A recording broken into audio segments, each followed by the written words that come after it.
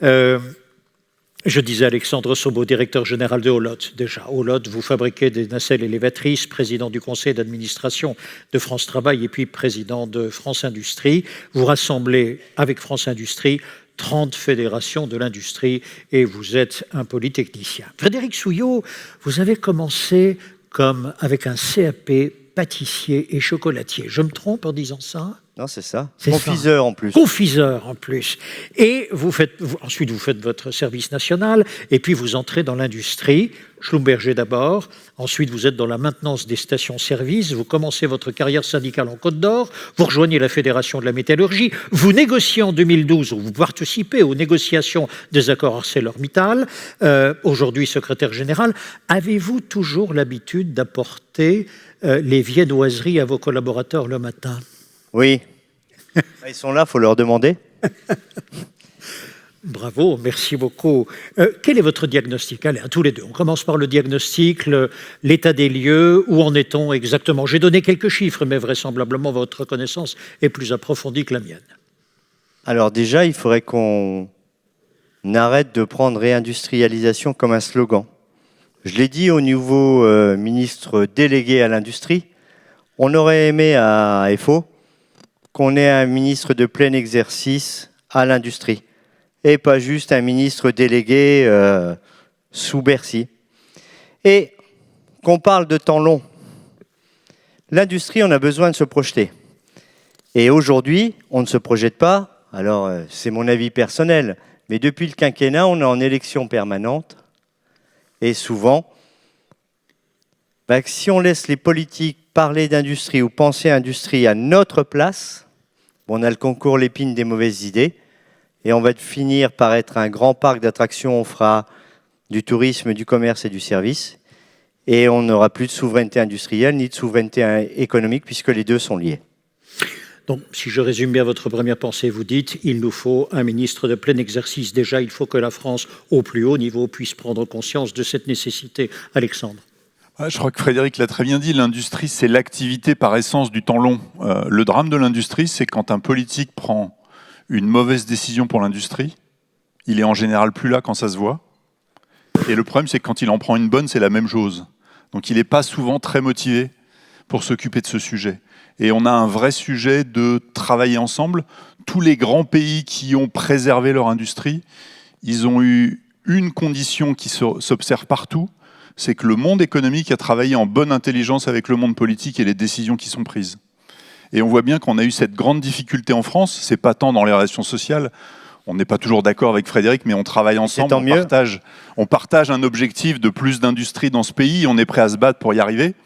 On a une vraie difficulté à ce que cet objectif soit dans le quotidien des décisions qui sont prises, et je crois que tous les chefs d'entreprise dans ce pays le savent bien. On pourrait faire beaucoup plus si on nous mettait dans un cadre qui soit plus favorable. Et puis la deuxième grande difficulté de l'industrie, c'est qu'on est le seul grand secteur dans lequel, quand on ne fait pas bien, chez nous, c'est facile, on remplace par quelque chose qu'on fait ailleurs. C'est-à-dire que finalement, le client, le consommateur, il a besoin du produit. S'il est fait en France, il est content. S'il est fait en Europe, il est encore raisonnablement content. Mais finalement, s'il vient de beaucoup plus loin, du moment qu'il lui est livré avec un produit de qualité, il s'en fiche. Vous n'allez pas faire 1000 km pour vous faire couper les cheveux. En revanche, quand vous achetez quelque chose dans votre supermarché, l'endroit d'où vient ce produit peut être assez secondaire par rapport à ce que vous attendez. Et donc, l'industrie, quand on s'en occupe pas bien, quand on se préoccupe pas de son environnement réglementaire, de sa compétitivité, elle va malheureusement voter en silence en allant doucement faire ailleurs. Et c'est ce qui nous est arrivé dans le grand déclin que vous avez décrit en introduction. On est passé de plus de 5 millions d'emplois à 3. On a vu notre poids dans le PIB divisé par 2. C'est que ça ait baissé, c'est pas choquant, mais qu'on ait baissé 2 fois plus que les Allemands et les Italiens, c'est ça le problème de la France. Et aujourd'hui, la question qui se pose, c'est comment, après une tendance un peu plus favorable, on arrive à inscrire une idée de plus d'industrie en lien avec l'État sur le temps long, indépendant des alternances, d'un débat à l'Assemblée, d'un PLF, d'un changement de gouvernement. Il faut que ce soit un sujet d'intérêt général qui soit porté par tout le monde.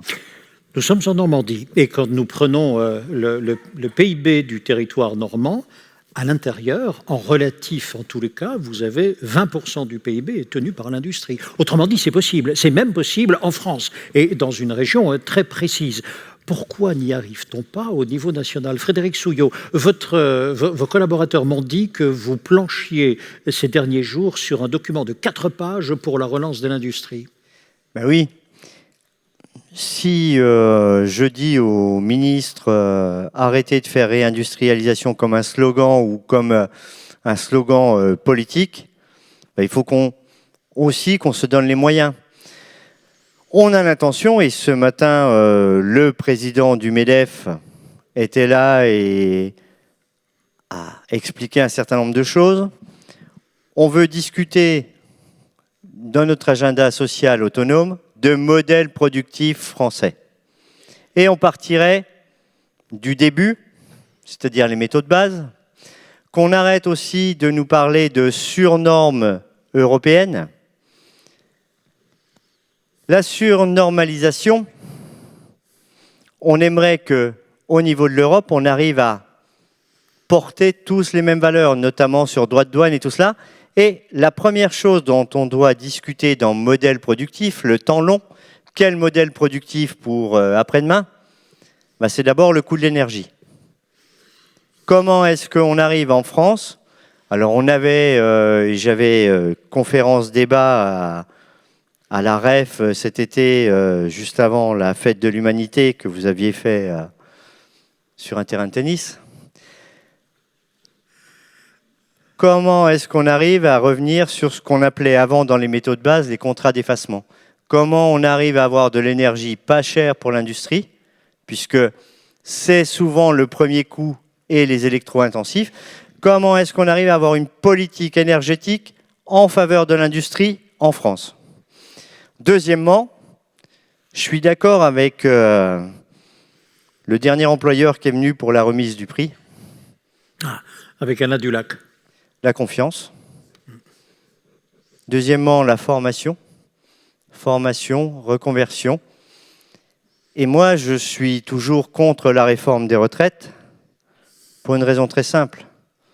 Ce n'est pas qu'on ne travaille pas assez, c'est que nous ne sommes pas assez nombreux à travailler. Comment est-ce qu'on va chercher les jeunes dans l'emploi? Comment est-ce qu'on redonne de l'attractivité à nos métiers? Qu'on arrête de faire de la politique écologique en disant que dans l'industrie, on est juste des pollueurs. Comment est-ce qu'on arrive à faire de la formation, reconversion, transition professionnelle, un emploi tout au long de la vie? Et comment est-ce qu'on travaille sur l'emploi des seniors, un accord national interpro que nous avons signé l'année dernière et qui a mis juste 11 mois avant d'être transposé dans la loi, parce que souvent on nous parle beaucoup de démocratie sociale. Quand on en a besoin, ça sert un peu de béquille au gouvernement pour rester en place. Et puis à la fin, quand on demande la transposition des accords que nous signons, ça prend juste 11 mois et 2 ou 3 jours. Donc parfois les négociations flash, il faut nous redonner la main qui est la nôtre, la pratique contractuelle et conventionnelle, et redonner la place qui doit être la sienne à la négociation collective. Je résume ce que vous avez dit. Il y a 2 grandes idées qui se dégagent déjà. Vous dites on a besoin de temps long si on veut vraiment redresser notre industrie. Ce n'est pas sur les 6 mois ou sur l'année. Vraiment, il faut voir le temps d'une filière et non pas le temps d'une entreprise. Premier point. Deuxième point, vous ajoutez, Frédéric Souillot, attention, il faut également veiller à ce que notre industrie puisse bénéficier d'une énergie qui soit à son service et grâce à quoi elle va pouvoir fabriquer, produire, etc. Mais enfin, avec compétitivité.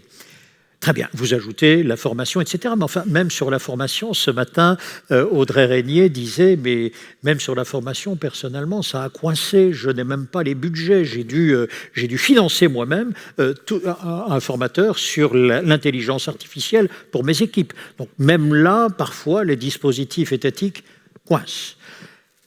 Que vous manque-t-il encore pour réussir ? Temps long, énergie, formation, j'entends bien. Juste pour compléter sur la formation, je pense qu'en France, on souffre d'une grande difficulté, c'est qu'on a voulu tout administrer, tout étatiser. L'objet de la formation, c'est évidemment de permettre individuellement à chacun de s'approcher et d'acquérir les compétences pour le métier qu'il veut faire. Mais c'est aussi de répondre aux besoins du monde économique. Et c'est dans cet équilibre qu'on va réussir à bien dépenser l'argent, à construire quelque chose. Tant qu'on reste capable d'ouvrir 4 fois plus de postes dans certains métiers qu'il n'y a de demande effective, on dépense de l'argent pour rien et surtout on fait des frustrés.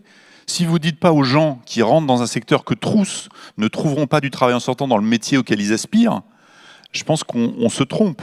Et on le voit là aussi, si on prend, il n'y a pas besoin d'aller chercher très loin, en Suisse, en Allemagne, chez nos grands voisins, on a remis le monde économique au cœur de l'organisation de la formation, non pas du tout pour broyer les gens, parce qu'il faut que cette liberté de choix, cette diversité des métiers et des aspirations de chacun soit respectée, mais pour que, quand on rentre dans une filière, on ait une quasi-certitude qu'il y a une place à la sortie. Après, on la veut pas, on a changé d'avis, c'est la vie, si je puis dire, mais c'est vraiment très très important. Je pense que ça, c'est un élément fondamental. Et puis le deuxième, pour élargir au-delà de ce qu'a dit Frédéric, je crois quand même que c'est le rôle de l'Europe. Je pense que depuis 10 ans, l'Europe a oublié ce que c'est que de produire. L'Europe est devenue une machine à produire de la réglementation.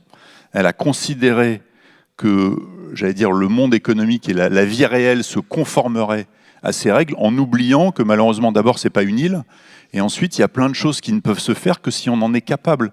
Elle a perdu ce sens de l'écoute et de l'équilibre, qui est, certes, on veut tous décarboner la planète. Mais on le dit, en tout cas chez France Industrie, c'est un message qu'on porte très fortement. Décarboner, c'est pas déplacer le lieu où le carbone est produit. C'est par unité de production avoir un peu moins d'émissions de carbone. Et si on ne met pas comme garde-fou à la réglementation, à la décarbonation, tout ce qui conduit à simplement déplacer une production, eh ben on va se tromper de cible. On va à la fois désindustrialiser le pays ou désindustrialiser le continent, et en plus, on ne va pas sauver la planète parce que l'activité va se faire ailleurs, à un endroit où il y aura plus de CO2 et demi pour le même produit ou la même production. Et je crois vraiment que le grand combat qu'on doit mener aujourd'hui, c'est celui de ramener la priorité à la production dans la réflexion de tout ce qui sort de Bruxelles et de cette machine bureaucratique qui nous a un peu étouffés ces dernières années. Attendez, je me fais pas l'avocat du diable, vous n'avez pas des lobbies, vous avez pas... Un lobby étant l'organisation qui entre en contact, qui entre en relation, en discussion avec le pouvoir politique. Ça existe pas au niveau européen, vous n'êtes pas entendu, vous n'êtes pas suffisamment puissant. Alors, Frédéric. déjà, on n'est pas seul. On n'est pas seul. 2, on aimerait que les parlementaires français qui siègent à l'Union européenne aient une réflexion sur l'industrie. Qu'ils arrêtent de voir la France comme un grand parc d'attractions où on fait que du tourisme et du service, alors qu'on est une nation industrielle depuis longtemps, très longtemps. On a des fleurons industriels. Et à l'Union européenne, alors il y a ce qu'on appelle les co-repères. C'est les diplomates français auprès du Parlement européen. Eh bien, on les rencontre, comme on l'a fait pour Seb et Tefal. Leur volonté, c'était de dire, PFAS, c'est un polluant éternel. Soit. La norme européenne va jusqu'en 2032. Bon, déjà, en France, on a quelques politiques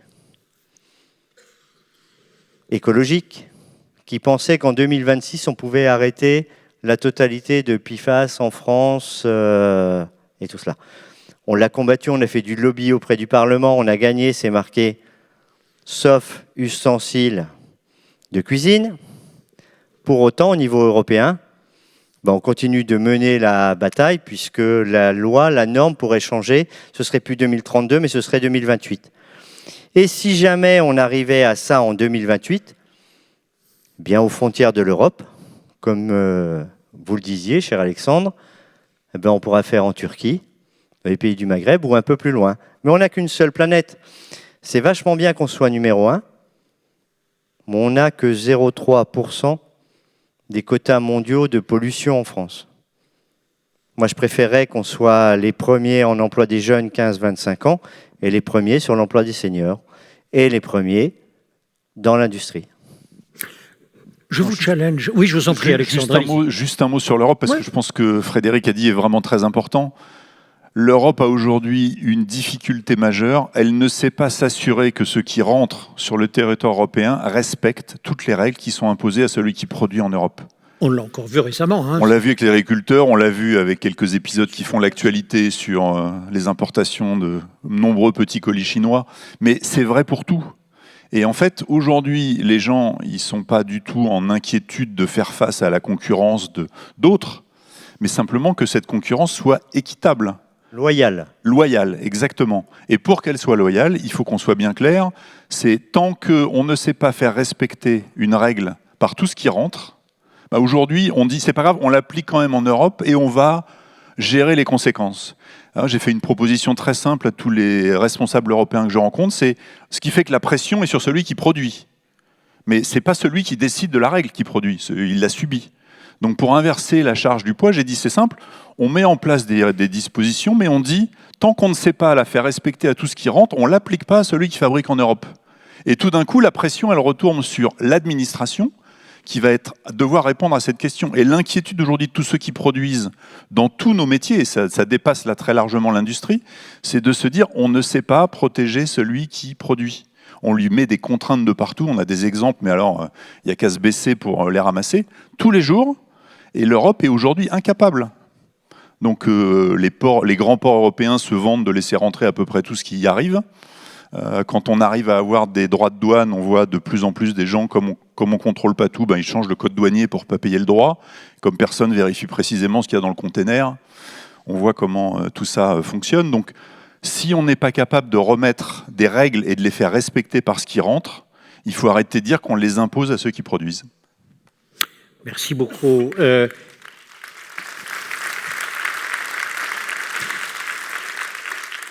Vous avez signé dimanche dernier dans le JDD, avec d'autres bien sûr, une tribune libre sur la souveraineté.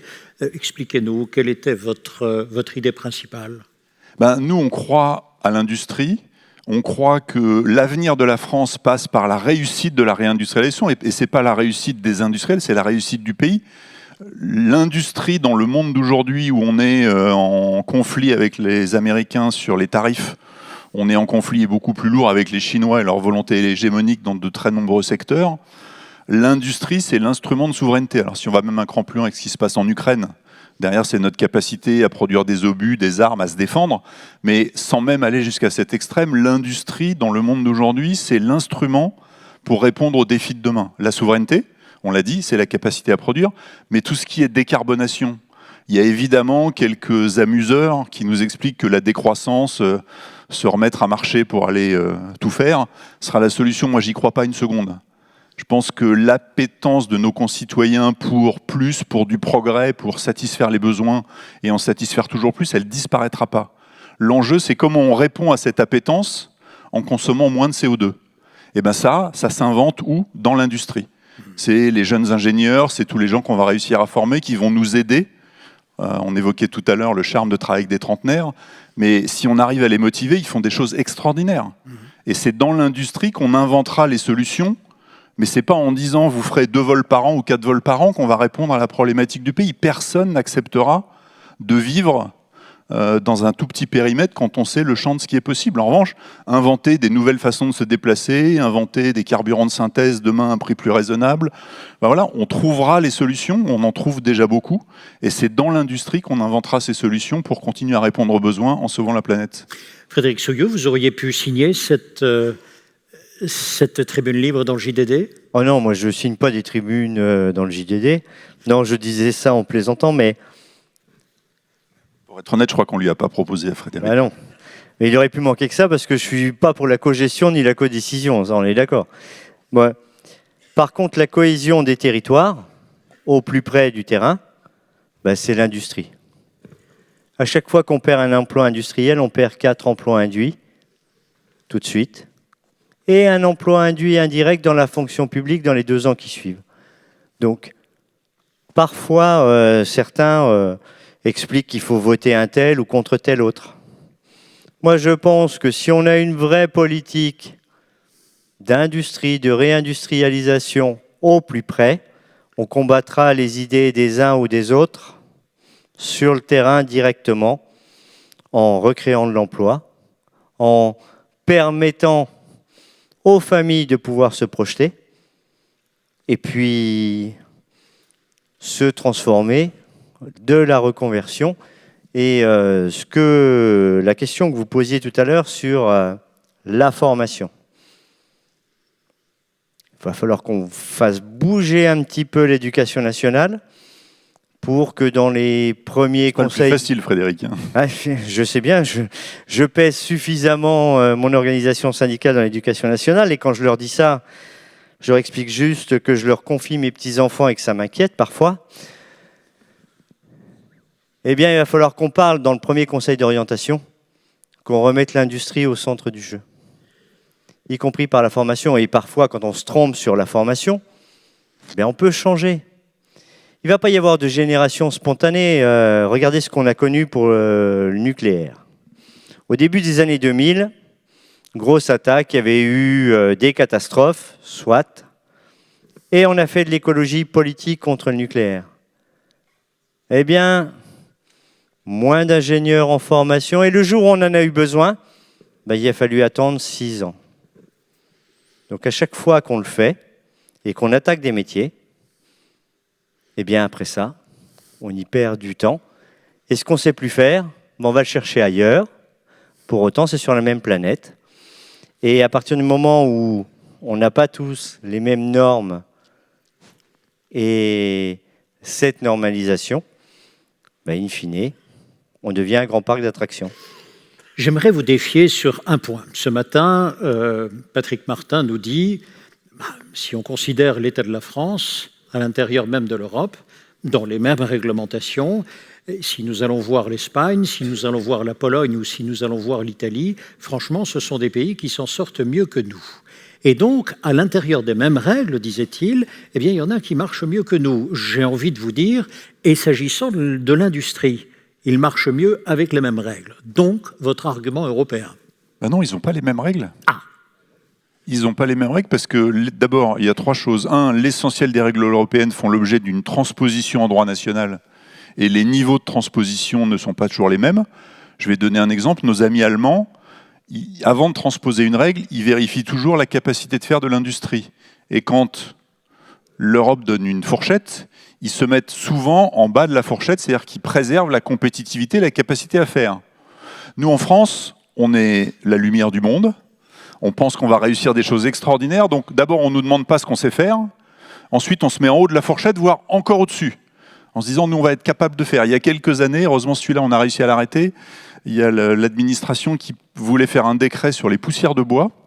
Et le degré de mesure des poussières de bois qu'ils voulaient nous imposer était inférieur à la meilleure des machines qui filtraient l'air. Donc en gros, ils disaient, vous allez arrêter de travailler le bois en France. Bon, le point était tellement absurde que heureusement ça s'est arrêté, mais c'est juste pour illustrer l'absence de discussion. Et il a fallu, c'est pas un courrier ou quelque chose de simple pour dire vous avez vu ça marche pas, il s'arrête, non. Il a fallu se coucher en travers de la route et faire beaucoup de choses pour que ça s'arrête. Donc ça c'est la première chose. Le niveau de transposition. Deuxièmement, la fiscalité, ça reste un sujet national. J'ai fait refaire il n'y a pas longtemps le calcul à Rexecode. Si aujourd'hui les entreprises françaises, les entreprises non financières françaises, elles payent 340 milliards d'impôts et de charges. Si on nous appliquait les règles allemandes, elles en payeraient 220. Vous imaginez ce qu'on peut faire avec 120 milliards en termes d'investissement, de rémunération des collaborateurs, d'innovation, d'embauche? On peut faire énormément de choses. Donc on voit bien qu'il y a des grandes différences, et rien que ces deux-là, ça explique, je pense, que l'Italie et l'Allemagne s'en sont, ces 30 dernières années, mieux sortis que nous. D'où votre comparaison olympique, au départ d'un 100 mètres ou au départ d'un 400 mètres. C'est ce que j'ai coutume de dire. Hein. Quand on arrive au départ d'une course et que nos 2 voisins allemands et italiens ont des baskets et que nous, on est en tongs, la probabilité qu'on gagne la course est assez faible. Mais comme le français n'est pas mauvais, on finit pas très loin derrière. Mais imaginez ce qui se passerait si on a le droit de mettre des baskets. Frédéric Souillot. Alors,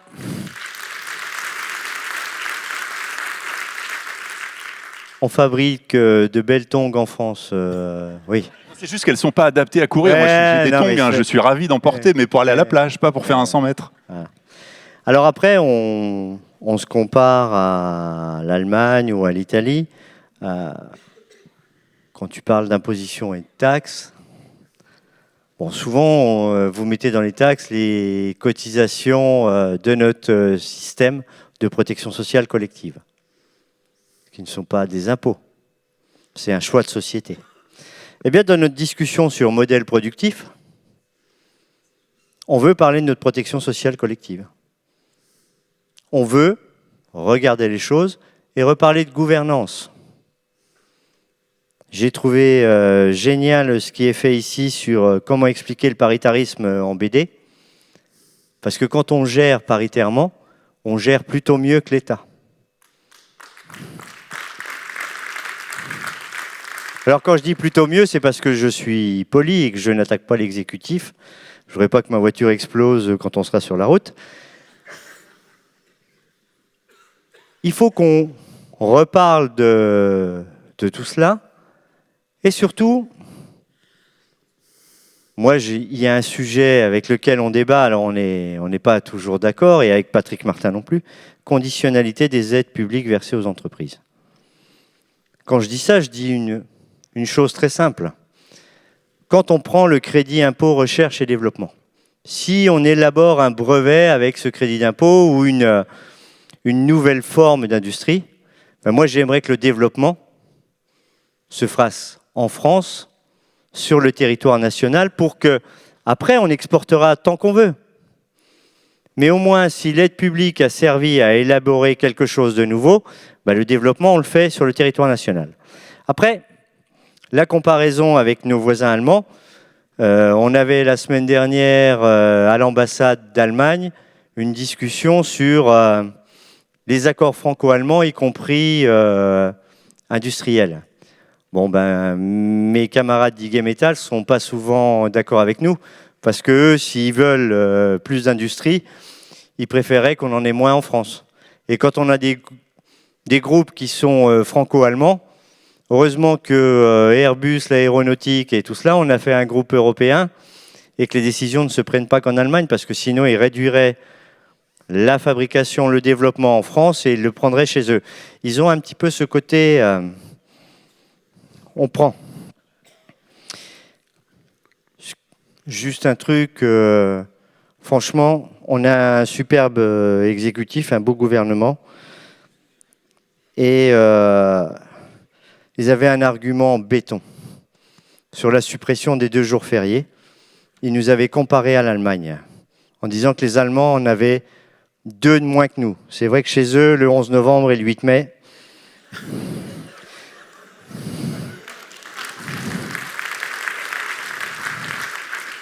Mais c'est juste,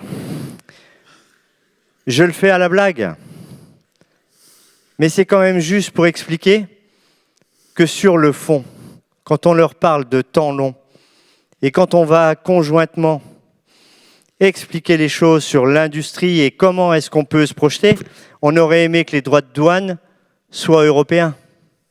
On n'est pas les uns et les autres, et notre voisine italienne, elle a été négociée toute seule. Notre camarade allemand, il a été le faire aussi tout seul. Nous, on aurait aimé que l'Europe parle de TVA européenne sur tout ce qui était importation pour contrecarrer. Avec Patrick Martin, on a défendu l'industrie du cognac. Pour une raison très simple. Les Chinois avaient décidé que, et quand on envoyait en vrac, on payait moins de TVA que quand on s'était mis en bouteille. Mais du coup, on détruisait une grande partie de l'industrie. Et on a réussi à gagner. Donc, on va pouvoir continuer à faire du cognac. Si vous voulez m'en offrir, Alexandre, j'en prendrai. Non, mais j'en ai plein. Trop. Il faut aller au MEDEF à Angoulême pour ça. Oui, mais j'y vais vendredi. Et... mais on a besoin d'avoir une vraie réflexion. Et ici, il devrait vous offrir un petit peu de calva, je pense. Oui, c'est possible. Mais je connais bien ici, parce que moi, je viens du groupe Schlumberger. À Ponton-de-Mer, Gemalto, enfin Schlum, Gemalto, et puis maintenant Thales, et puis Grenteville. La dernière usine où on fabrique des pompes à carburant en France.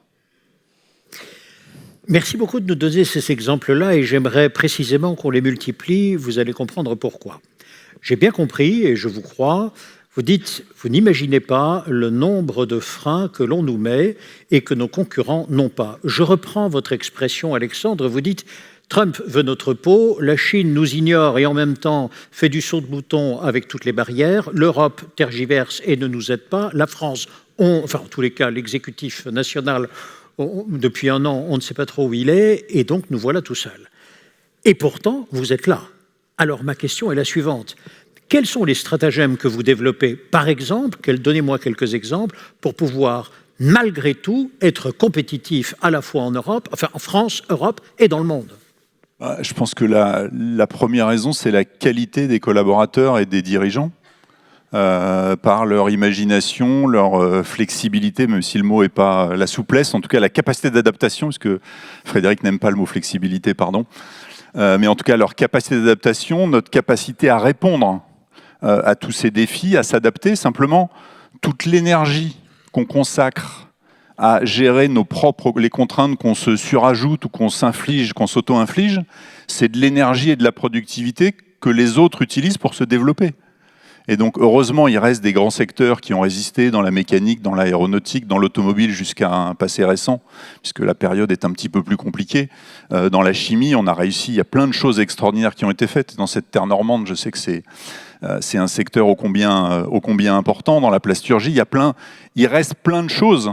Simplement, moi, mon regret, c'est que si on ne s'était pas auto-infligé toutes ces limites et toutes ces barrières, on peut faire beaucoup plus. Et au moment où on a encore un peu plus de 7% de chômeurs, quand le plein emploi est quelque part autour de 3, toutes ces occasions manquées, c'est quand même dommage. Alors on fait comment?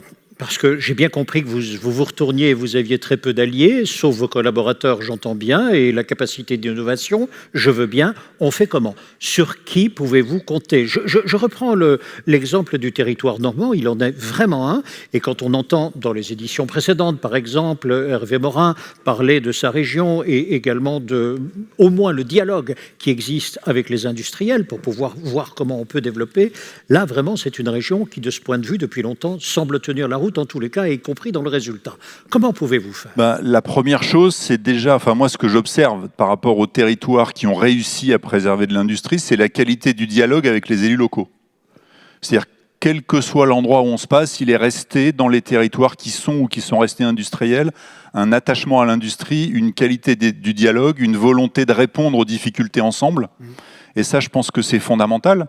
Et puis, même si de temps en temps c'est un peu désespérant, et c'était le sens de notre tribune ce week-end avec ce qui se passe à l'Assemblée nationale, de toute façon, on n'a pas le choix. Notre interlocuteur, c'est la puissance publique. C'est eux qui transposent les règles européennes, c'est eux qui fixent les normes, qui fixent le niveau des impôts, qui ajustent ce qu'il faut être fait. Il y a eu une baisse des impôts de production depuis 2015. On a enrayé la désindustrialisation. On détruisait 50 à 100 000 emplois par an, on en a créé un peu plus de 20 000. Alors, dire 20 000, c'est pas beaucoup, et ça, je suis le premier à le dire. Mais par rapport à la courbe qu'on avait avant, il s'est passé quelque chose. Et le combat qu'on essaye de mener à France Industrie, c'est que cette courbe se poursuive et que les décisions défavorables à l'industrie, il y en ait le moins possible, voire il n'y en ait pas du tout, pour qu'on puisse recommencer ce chemin, certes lent et pas assez rapide, de réindustrialiser le pays. Et c'est vrai que la période actuelle incite à beaucoup d'inquiétudes. Frédéric Souillot, je vous donne une baguette magique. Vous l'avez. 2 vœux possibles pour pouvoir relancer l'industrie française. Vous démarrez par lequel? Qu'on nous foute la paix puis qu'on nous laisse... Non, c'était pas poli, je vous l'accorde. Non, mais qu'on nous laisse faire. Vous savez, il y a eu l'aménagement du temps de travail, les 35 heures. Ma confédération était la seule confédération à dire « Arrêtez, faites pas ça. Discutons dans les branches. » Eh bien, qu'on nous laisse faire sur modèle productif. On part de la base, y compris de l'extraction si on en a besoin, jusqu'au service client à la fin. Et on parlera protection sociale collective, logistique, énergie et tout cela. Et on se projettera. Alors évidemment, notre exécutif et nos gouvernants nous demanderont si est-ce que vous pouvez arriver à avoir un accord sous 3 mois? Ben non. Il va nous falloir un petit peu plus de temps. Parce que même pour reparler de gouvernance de nos systèmes de retraite par répartition et tout cela, ben il nous faudra un peu plus de temps. Depuis 1996, les ordonnances de l'époque, peut-être que c'est quelque chose qu'on va redécouvrir dans un futur proche. On doit redonner la place qui doit être la sienne à la négociation collective. Moi, en tant que Alors, tout à l'heure, on m'a présenté, on a dit le patron de FO. Bon, j'en ai chez moi qui disent, maintenant, il n'y a pas de patron FO. C'est vrai. Pour autant, pour les organisations syndicales de salariés, on doit avoir la place qui est la nôtre. C'est le L1 du Code du travail, hein, la négociation collective. Et une fois qu'on a trouvé un accord, eh bien, on demande juste aux parlementaires de nous faire confiance, si cet accord est signé majoritairement, de le transposer dans la loi et que ça aille vite. On n'a plus de temps à perdre. À chaque fois qu'on perd un an, ben c'est un peu moins d'industrie et ce n'est pas de l'industrie qu'on relocalisera. Et le deuxième point, j'aimerais, et là je m'adresse aux employeurs, nous on arrive à s'organiser au niveau européen sur une organisation qui s'appelle Industrial Europe, où on arrive à prendre des décisions avec nos voisins allemands, avec l'Europe du Sud, notamment sur la sidérurgie et comment est-ce qu'on refait de l'acier demain matin. Ben, on aimerait que les organisations patronales au niveau européen fassent de même. Voilà. Alexandre, même question, baguette magique, Écoutez, 2 points. Si vraiment j'ai une baguette magique, je fais 2 choses. La première chose, c'est que je remplace la bureaucratie étouffante française par la bureaucratie facilitante suisse. La deuxième chose, je remplace la fiscalité confiscatoire française par la fiscalité allemande. Et pour faire plaisir à Frédéric, je mets une nuance sur les cotisations sociales. Et je pense qu'avec ces 2 coups de baguette magique, on redonne à l'économie et à l'industrie française sa capacité à faire. Ça, plus le génie français, en 10 ans, on a redressé le pays.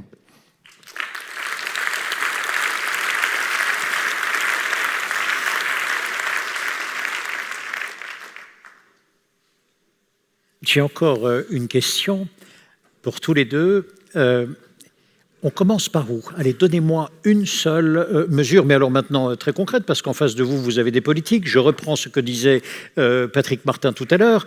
Il disait « Je préfère de loin dialoguer avec les partenaires sociaux qu'avec les hommes politiques pour l'instant, parce que, disait-il, ils sont tellement détachés de la réalité que discuter avec eux, c'est épouvantable, enfin c'est impossible. » On voit ici votre complicité, d'ailleurs. On la comprend, on la ressent. Vous avez dit tous les deux, nous ne sommes pas d'accord sur tous les sujets, mais en réalité, le dialogue existe et la volonté et l'ambition également. Elle est la même. Peut-être les moyens ne sont-ils pas les mêmes. On démarre comment? Parce que vous allez devoir faire avec les politiques, quoi qu'il arrive. On doit faire avec les politiques. Je pense qu'ils sont les représentants légitimement élus du peuple. C'est vrai que la période actuelle nous incite à une assez grande perplexité par rapport à ce qu'ils décident, aux priorités qu'ils se donnent, à la gestion du temps long. Mais de toute façon, on n'a pas le choix. Et je pense, là aussi en plein accord avec Frédéric, que redonner plus de champ à la démocratie sociale, lui donner le temps de se pencher sur certains sujets. Je me souviens, en 2016, on avait remis sur le métier la question de l'assurance chômage. On avait passé, avant de commencer la négociation, on avait passé 1 an de dialogue approfondi pour faire un diagnostic partagé. Qu'est-ce qui marche pas? Arrêter de se jeter des chiffres à la figure, simplement écouter tout le monde. Chacun pouvait venir avec ses économistes, ses experts, ses diagnostics. On avait pris le temps de s'écouter pendant quasiment 1 an. On avait posé des briques et ensuite on s'est donné 3 ou 4 mois pour boucler une négo parce qu'on avait fait le constat qu'il y avait suffisamment de points d'accord pour que les choses avancent. Donc je crois vraiment redonner sa place au dialogue social sur les sujets où il est légitime. Retraite, santé au travail, il y a vraiment des endroits où on doit pouvoir se redonner la place. Sur assurance chômage, j'aimerais bien que ce soit possible, mais avec ce qui a été décidé en 2017, le chantier est un petit peu compliqué. Gérer sans cotisation salariale, avec 40 milliards de dettes de passifs, dont une bonne part est due à l'État, ça me motive moyen, mais bon, on peut quand même en discuter.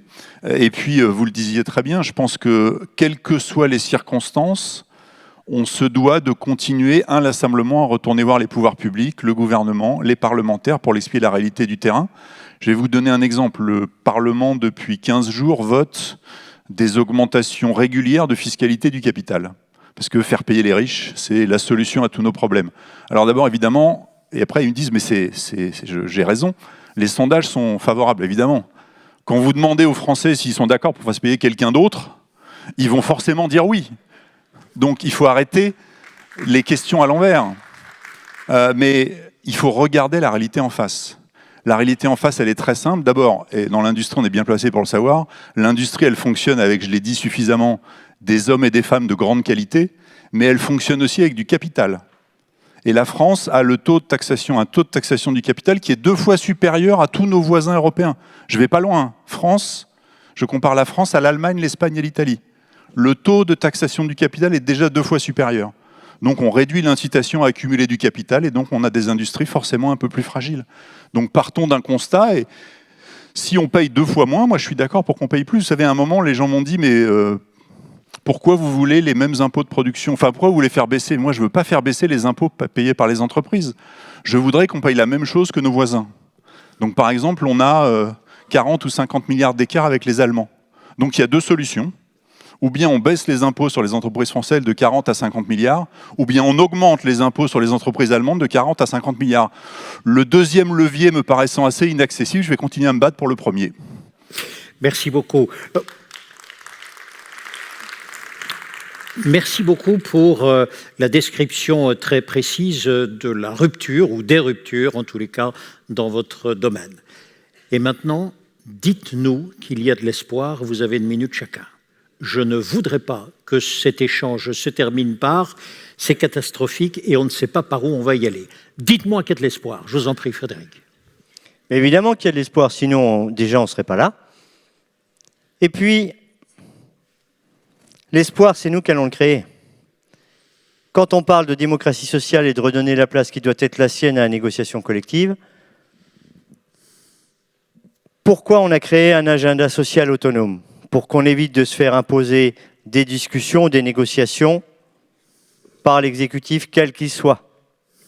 Donc, il y a de l'espoir. On reprend agenda social autonome, on parle modèle productif, protection sociale collective, énergie, transport, logistique, commerce, services. Et avant la présidentielle, on aura trouvé un accord national interpro qu'on demandera à transposer et on arrêtera de nous gonfler avec des programmes à l'élection présidentielle que personne ne respecte jamais. Merci beaucoup. Alors je vais vous le dire, moi je reste, malgré ce que j'ai pu présenter, je reste très optimiste et je pense qu'on doit avoir de l'espoir. Je vais juste donner 2 exemples. En France, on a réussi à reconstruire Notre-Dame en un temps record. On a fait les plus beaux JO qui ont jamais existé. Parce qu'à un moment, on a mobilisé l'envie de faire ensemble, la capacité à construire, l'envie de réussir. Donc cette capacité à faire des choses extraordinaires, cette envie de les faire, elle n'a pas disparu. Alors, ces temps-ci, c'est vrai qu'elle est un peu cachée par le brouillard de l'incertitude politique ou des décisions ou des votes qui nous laissent un peu songeurs. Mais cette flamme, cette capacité qu'a la France à rebondir, elle existe et elle ne va jamais disparaître. Maintenant, c'est vrai que quand on est au fond du trou, on a 2 solutions, c'est pousser pour remonter ou continuer à creuser. Ça serait bien que ceux qui nous gouvernent arrêtent de continuer à creuser. Merci beaucoup, Alexandre. Frédéric Souillot, Alexandre Sobo, merci beaucoup à tous les 2. Merci, Alexandre.